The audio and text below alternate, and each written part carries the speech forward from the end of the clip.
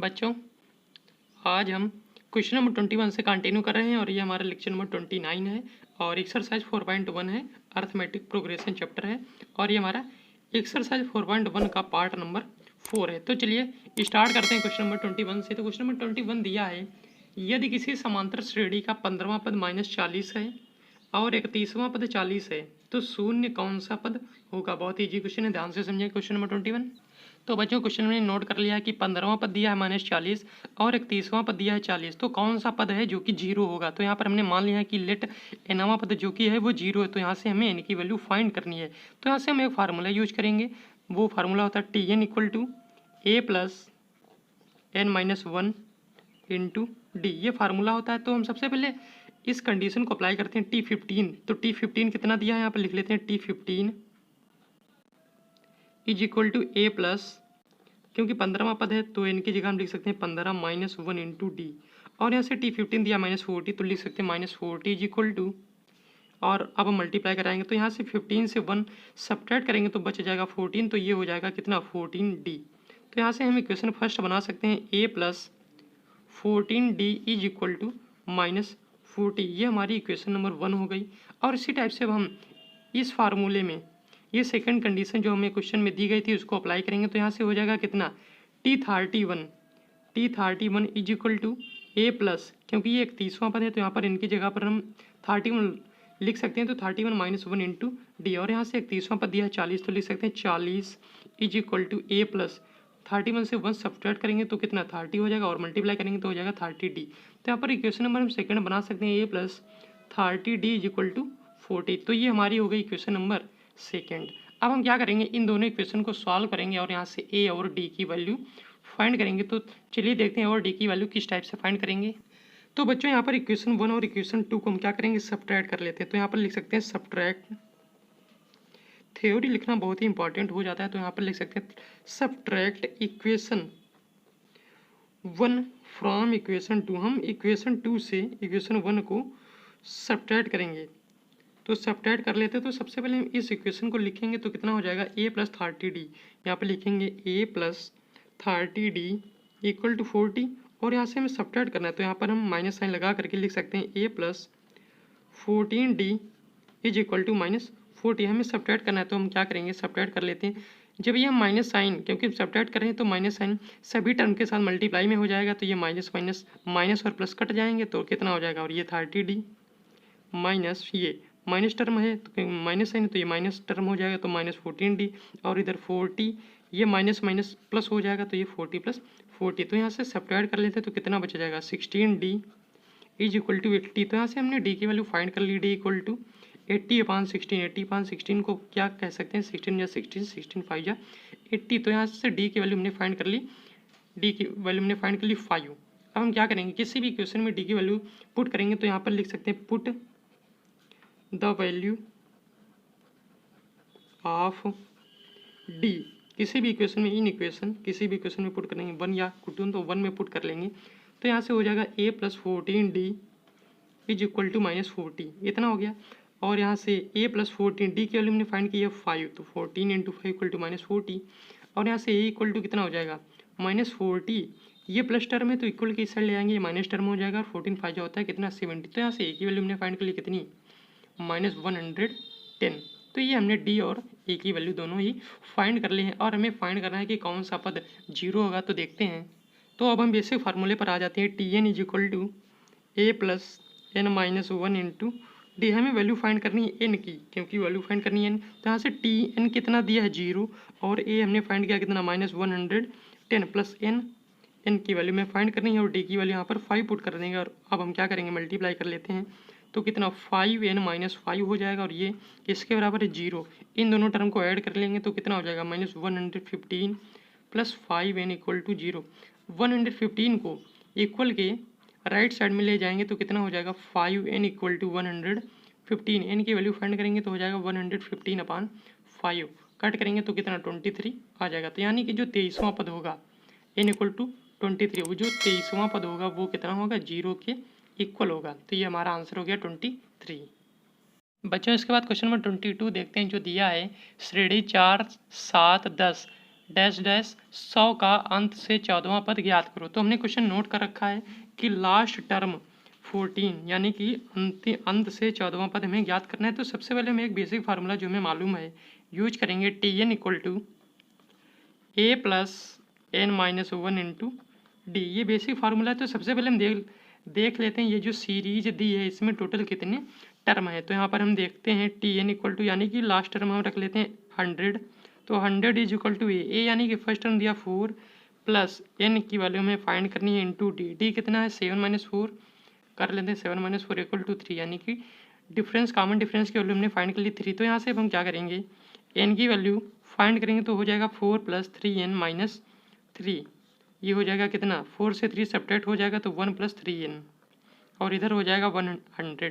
यहाँ से हम 3n और ये 1 को इधर सब्ट्रैक्ट करेंगे हो जाएगा कितना 99 और यहाँ से इनकी वैल्यू हमने फाइंड कर ली कितनी 99/3 हो जाता है 33 यानी कि टोटल 33 टर्म है इस सीरीज में। तो बच्चों समझने वाली बात ये है कि इस सीरीज में कुल हैं कितने 33 पद, लेकिन हमें ज्ञात करना है कि अंत से लास्ट से 14वां पद ज्ञात करना है। तो हम इस श्रेणी को क्या कर सकते हैं उल्टा लिख सकते हैं। तो यहाँ से उल्टा लिखने से हम क्या करेंगे 100 और इसके पहले जो टर्म आएगा यहाँ पर उसमें क्या होगा 3 का डिफरेंस यानी कि 97। फिर उसके पहले जो टर्म आएगा उसमें कितने का डिफरेंस हो जाएगा 90। यहाँ से 3 सब्ट्रैक्ट करेंगे कितना 94 और फिर आएगा 90। तो इसी टाइप से सीरीज बनेगी और तब हम लास्ट टर्म कितना 4 7 10 लिख सकते हैं। तो यहाँ से लिख सकते हैं 7 कामा 4 क्योंकि हमने इस सीरीज को बिल्कुल उल्टा कर दिया। तो अब हम क्या करेंगे ये सीरीज हो गई उल्टा। तो अब हम क्या करेंगे स्टार्टिंग से 14वां पद हम ज्ञात कर सकते हैं। तो यहाँ से हम लिख सकते हैं T14 equal to A plus N minus 1 into D. तो यहाँ से T14 हमें ज्ञात करना है तो यहाँ पर लिख सकते हैं T14 इक्वल टू और अब हम देखते हैं ए कितना ए हो जाएगा यहाँ 100 तो लिख लेंगे 100 प्लस और एन कितना है कौन सा हमें ज्ञात करना है 14वां। तो यहाँ पर 14 माइनस 1 इंटू डी कितना है डी यहाँ करेंगे तो यहाँ से डी निकालने की एक हमने आपको फार्मूला बताया था second term minus first term. तो यहाँ से डी आ जाएगा -3, यही समझने वाली बात है। तो ये हो जाएगा -3। तो यहाँ से लिख सकते हैं 100 माइनस ये 14 से बन जाएगा कितना बचेगा 13 13 3 क्या होता है 39 क्योंकि ये माइनस साइन है तो ये माइनस टर्म आ जाएगा और यहाँ से कितना सब्ट्रैक्ट करेंगे तो T14 कितना आ जाएगा 61। तो यहाँ से हमने फाइंड किया कि T14 की वैल्यू कितनी है 61। अगर हम लास्ट से कोई टर्म फाइंड करते हैं उस सीरीज को उल्टा करके लिखे तो हम क्या कर सकते हैं लास्ट से उस टर्म को फाइंड कर सकते हैं। तो ये हो गया हमारा आंसर। बच्चों इसके बाद हम क्वेश्चन नंबर 23 देखते हैं जो दिया है किसी समांतर श्रेणी का 10वां पद उसके दूसरे पद का चौगुना और छठे पद से 12 अधिक है, श्रेणी ज्ञात करो। बहुत ही थ्योरेटिकल क्वेश्चन है तो ध्यानपूर्वक समझेंगे। तो क्वेश्चन नंबर 23 देखते हैं। तो बच्चों क्वेश्चन ने नोट कर लिया है यानी कि हमें दिया है 10वां पद जो है वो दूसरे पद से 4 गुना है और वही 10वां पद छठे पद से 12 अधिक है यानी कि ये जो 10वां पद है ये 12 अधिक है। तो हम इक्वेशन को इक्वल करने के लिए हम इधर 12 जोड़ देंगे तो ये हमारी दोनों इक्वेशन इक्वल हो जाएंगे। तो हम देख लेते हैं सीरीज किस टाइप की होती है। तो हमने आपको बताया था a plus a comma a plus d a plus 3d sorry a plus 2d comma a plus 3d comma a plus 4d। तो ये हो गई हमारी सीरीज। तो यानी कि ये हो गया पहला पद T1 और ये हो गया हमारा दूसरा पद T2, ये हो गया हमारा तीसरा पद T3 और ये हो गया हमारा T4 और ये हो गया हमारा T5। तो अब हम यहाँ पर देख पा रहे हैं जो T2 है इसमें केवल एक बार D ऐड है और जो T3 इसमें 2 बार और जो T4 इसमें 3 बार। यानी कि हम ये देख पा रहे हैं कि ये जो फिफ्थ टर्म है उसमें D कितनी बार 4 बार ऐड है यानी कि एक का डिफरेंस है। अगर हम मान लेते हैं इसी सीरीज में T100 तो T100 कितना हो जाएगा A प्लस 99D। तो हम यहाँ से ये हम कन्फर्म कर सकते हैं कि कोई भी पद ज्ञात करना हो तो स्टैंडर्ड टर्म में हम फाइंड कर सकते हैं। मान जैसे हमने फाइंड करना है T150 यानी कि 150वां पद ज्ञात करना है तो कितना हो जाएगा A प्लस 149D। तो यहाँ से हम इतना समझ गए हैं कि कोई भी सीरीज का कोई भी टर्म हमें स्टैंडर्ड फॉर्म में फाइंड करना है तो उसको हम आसानी से लिख सकते हैं। और यहाँ से हमें दिया है T10 तो यहाँ से हम T10 को क्या लिख सकते हैं देखते हैं A प्लस 9D क्योंकि 9D D क्या है कॉमन डिफरेंस है और ये है A फर्स्ट टर्म तो ये हो गया T10। तो यहाँ से हम लिख सकते हैं A plus 9D is equal to 4 into T2 दिया है तो 4 ब्रैकेट T2 का मतलब यहाँ पर 2 लिखा है तो A प्लस D एक बार D ऐड होगा और ये हो गई हमारी इक्वेशन 1। और इसी टाइप से T10 दिया है कितना ए प्लस ये ए प्लस 9d, और T6 कितना दिया है, T6 हम लिख सकते हैं ए प्लस 5d, और फिर दिया है क्या प्लस 12। तो ये हो गई हमारी इक्वेशन सेकंड। अब हम इन दोनों इक्वेशन को सॉल्व करके सीरीज बनाएंगे। तो बच्चों सबसे पहले हम क्या करते हैं, इक्वेशन 1 को सॉल्व करेंगे तो हो जाएगा a plus 9d equal to 4a plus 4d। A term है इस साइड में ले आएंगे तो कितना हो जाएगा minus 3a is equal to और 4d माइनस 9d, तो ये हो जाएगा minus 3a equal to minus 5d। तो यहाँ से हम क्या कर सकते हैं, माइनस माइनस टर्म को कट कर सकते हैं, तो यहाँ से 3a इक्वल टू 5d। ये हमने इसको सॉल्व किया। और इसी टाइप से हम सेकेंड इसको मान लेते हैं थर्ड इक्वेशन, और इसी टाइप से हम सेकेंड इक्वेशन को सॉल्व करेंगे। कितना हो जाएगा a plus 9d equal to A plus 5d plus 12। ये तो इक्वेशन मैंने नोट कर ली। और यहाँ से ए दोनों इक्वल के दोनों साइड में सेम टर्म सेम साइन के साथ लिखें तो इनको कट कर सकते हैं, और ये 5d को इस साइड में ले आएंगे तो हो जाएगा 9d minus 5d equal to 12। यहाँ कितना बच जाएगा, यहाँ बचेगा 4d इक्वल टू 12। तो यहाँ से हमने d की वैल्यू कितना आसानी से हमने फाइंड कर ली, d की वैल्यू 3। अब हम d की वैल्यू 3 इसको मान लेते हैं, ये तो वैल्यू होगी d की, तो हम d की वैल्यू पुट कर सकते हैं क्वेश्चन नंबर थर्ड में। तो लिखेंगे put the value of d in equation third equation में पुट करेंगे तो d की वैल्यू 3 है, तो यहाँ पर हो जाएगा 3a इक्वल टू 5 इंटू 3। तो यहाँ से a कितना हो जाएगा 5 3 15/3 5, यानी कि a की वैल्यू हमने भी फाइंड कर ली 5। अब हमें a और d दोनों दिया है, यानी कि किसी भी सीरीज के लिए हमें जो बेसिक टर्म जरूरत होते हैं उसको हम क्या कहते हैं a और d। अगर हमारे पास a और d दोनों दिए हैं तो हम कोई भी सीरीज बना सकते हैं। तो अब हम सीरीज बनाएंगे। तो बच्चों सीरीज बहुत ही आसानी से बना सकते हैं, a comma a plus d comma a plus 2d comma a plus 3d comma a plus 4d। तो ये अब हम सीरीज यहाँ पर ये कितना दिया 5, तो लिखेंगे 5, और d दिया है 3, तो 5 प्लस 3 8, और 8 में अब हम क्या करेंगे 3 ऐड करेंगे 11, 11 में 3 ऐड करेंगे 14, 14 में 3 ऐड करेंगे 17, 17 में 3 ऐड करेंगे 20। तो ये हो गई हमारी सीरीज, जो कि हमारा आंसर है। समझ में आ गया होगा, समझ में आया तो वीडियो को दोबारा चला करके देखिएगा, अवश्य समझ में आ जाएगा। बच्चों अब हम क्वेश्चन नंबर 24 देखते हैं, जो दिया है किसी समांतर श्रेणी का चौथा पद प्रथम पद का 3 गुना है और सातवां पद तीसरे पद के 2 गुने से 1 अधिक है। श्रेणी का प्रथम पद तथा सार्वधातर ज्ञात करो। सेम क्वेश्चन नंबर 23 की तरह है, लेकिन इसमें 2-3 स्टेप ज़्यादा दिए हैं। तो देखते हैं क्वेश्चन नंबर 24 को। तो बच्चों क्वेश्चन के अकॉर्डिंग हमने नोट कर लिया है T4, यानी कि चौथा टर्म दिया है पहले पद के 3 गुने के बराबर है चौथा पद, और यहाँ पर सातवां पद दिया है तीसरे पद के 2 गुने से 1 अधिक है। तो हमें फाइंड करना है ए और डी की वैल्यू। तो सबसे पहले T4 को हम क्या लिख सकते हैं a प्लस 3d, और इधर T1 को लिखेंगे T1 मतलब पहला पद होता है T1 a, तो यहाँ पर लिखेंगे 3a। तो यहाँ से हम क्या ए के इक्वेशन बना सकते हैं 3d equal to 3a minus से हो जाएगा 2a, तो 3d इक्वल टू 2। ये हो गई हमारी इक्वेशन 1। और अब हम आते हैं सेकंड कंडीशन पर। तो दिया है 7th टर्म, तो यहाँ पर लिख सकते हैं a plus 6d equal to third term, यानी हम लिख सकते हैं 2 bracket a plus 2d plus 1।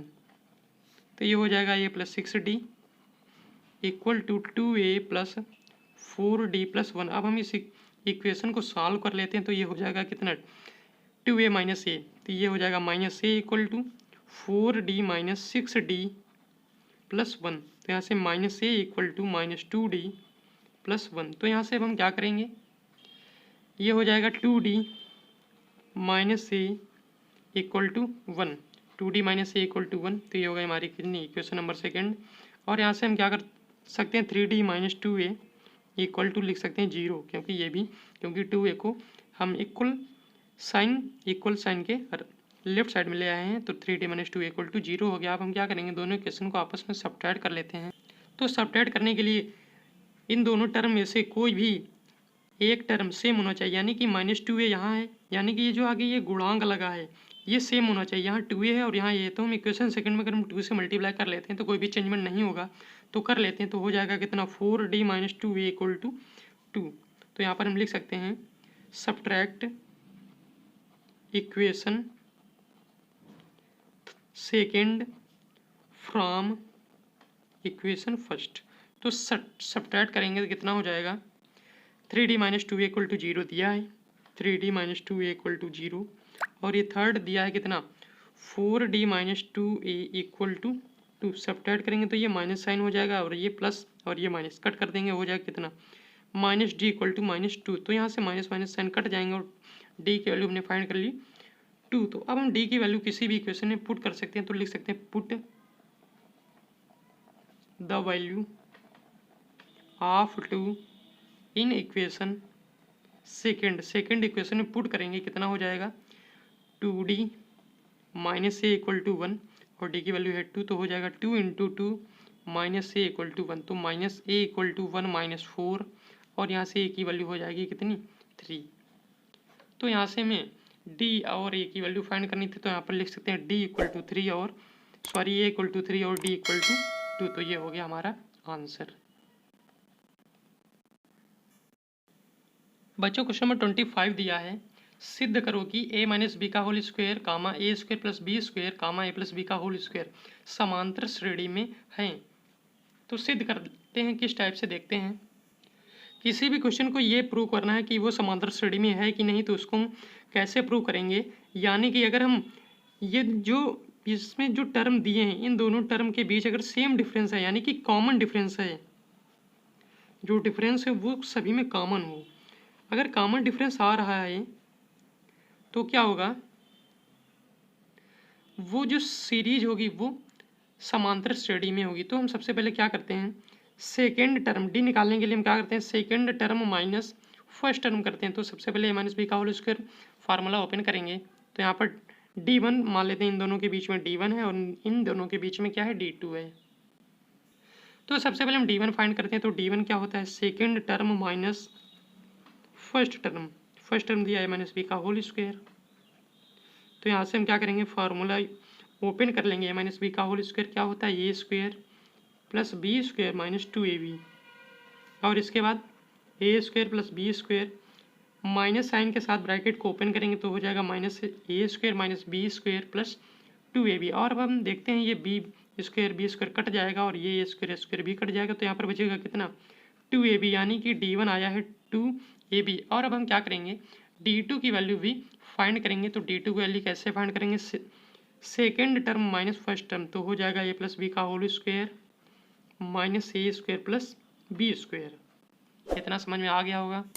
अब यहाँ पर फार्मूला दिया है, ए प्लस बी का होल स्क्वायर ओपन करेंगे, a square plus b square plus 2ab और यहाँ माइनस साइन के साथ ब्रैकेट को ओपन करेंगे तो minus a square minus b square, A square और बी स्क्वायर कट जाएंगे क्योंकि ये प्लस टर्म है, ये प्लस टर्म और यहाँ पर माइनस साइन दिया है, तो यहाँ पर हो जाएगा कितना d2 इक्वल टू 2ab। तो हम यहाँ पर देख पा रहे हैं d1 और d2 दोनों ही इक्वल हैं, किसके बराबर 2ab के बराबर। तो यहाँ पर हम लिख सकते हैं कि ये जो सीरीज दी गई थी हमें वो क्या है, एक समांतर श्रेणी में। तो यहाँ पर हम लिख सकते हैं इट प्रूव्ड। तो बच्चों आज के लिए इतना ही। क्वेश्चन नंबर 21 से हमने क्वेश्चन नंबर 25 तक सॉल्व करा दिए हैं। और बच्चों अगले वीडियो लेक्चर में क्वेश्चन नंबर 26 से कंटिन्यू करेंगे और इसमें 30 तक क्वेश्चन दिए, तो नेक्स्ट लेक्चर में हम क्या 26 से 30 तक जो 5 क्वेश्चन दिए हैं, 5 क्वेश्चन को करा देंगे। आपको क्या करना है, वीडियो को ज़्यादा से ज़्यादा शेयर करना है और वीडियो लाइक अवश्य कर दीजिएगा। चैनल पर नए हैं तो अवश्य सब्सक्राइब करिए और कोई भी प्रश्न समझ में ना आया तो कमेंट सेक्शन में अवश्य लिखिए। धन्यवाद।